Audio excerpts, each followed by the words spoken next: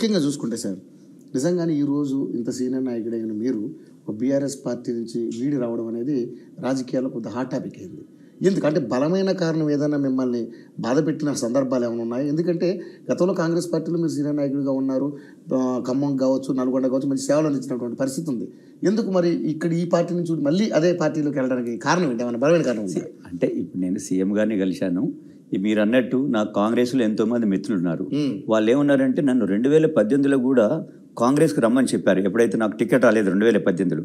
కానీ నేను ఒకటే అనుకున్నా, సరే టికెట్ రానంత మాత్రాన్ని మనం పోవద్దు, కొన్ని కారణాల వల్ల టికెట్ ఇవ్వకపోవచ్చు, తర్వాత ఎన్నో అవకాశాలు వస్తాయి, ఎన్నో పదవులు వస్తాయి, ఏదో విధంగా పార్టీ నాకు తగిన గౌరవం కల్పిస్తుందని అనుకున్నాను. కానీ మొదటి 4 సంవత్సరాలు ఎలాంటి అది లేదు. నెక్స్ట్ ఈ తర్వాత 18 తర్వాత 23 దాకా కూడా ఎలాంటి అంటే పనిచేసే వాళ్ళకి ఎలాంటి, నేనే కాదు నాలాంటి వాళ్ళు ఎంతోమంది పార్టీలో గుర్తింపు లేక ఎంతోమంది బాధపడ్డారు. కాబట్టి ఈ సమయంలో అంటే నాకు ఉన్న పాత మిత్రులు ఎవరైతే ఉన్నారో, నాకు కాంగ్రెస్లో ఎవరు అంటే యు నేమ్ ఎనీవన్, నాకు తెలిసిన వాళ్ళే ఉన్నారు.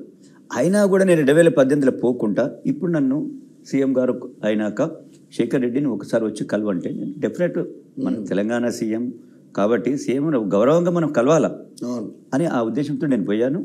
ఆ విధంగా నా మిత్రులందరూ అంటా ఉన్నారు, నువ్వు ఇన్ని 10 ఏళ్ల నుంచి నీకు ఈ పార్టీలో ఎలాంటి సమస్య స్థానం అనేది లేనప్పుడు రమ్మని చెప్పి అంటా ఉన్నారు. చూద్దాం ఏ విధంగా మనకు ముందు ఆలోచన చేసి మిగతా నా యొక్క శ్రేయోభిలాషులతోటి నేను వాళ్ళతోటి మాట్లాడి వాళ్ళ యొక్క అభిప్రాయాలు తీసుకొని నేను ఆ విధంగా స్పందిద్దామని చెప్పి అనుకుంటున్నాను. ఓకే, ఎప్పుడు జాయినింగ్ ఎప్పుడు ఉండదు సార్ మాక్సిమం?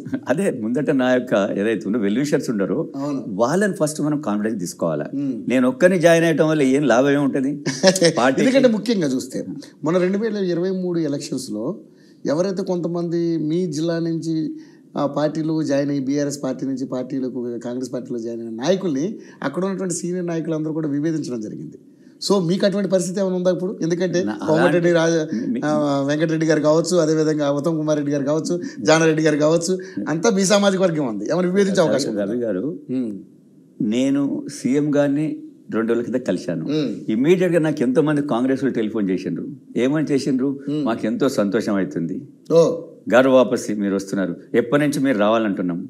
ప్రతి ఒక్కరు గాంధీ భవన్లో పనిచేసే ఆఫీసులో పనిచేసే రోజులు మొదలుపెట్టి మా నల్లగొండ జిల్లాలో ఉన్న సీనియర్ నాయకులు కూడా, Shekhar Reddy you have to take a decision, ఇప్పుడు రైట్ డిసిషన్ నువ్వు తీసుకోవాలి.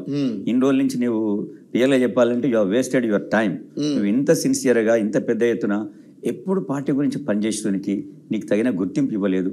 నువ్వు వచ్చి సీఎం గారిని కలిసినావు, చాలా మంచి ఇది పరిణామము అని చెప్పి వాళ్ళు అన్నారు. కాబట్టి ఎవరు కూడా నన్ను విభేదించరు, నేను వస్తే వాళ్ళు సంతోషపడతారు.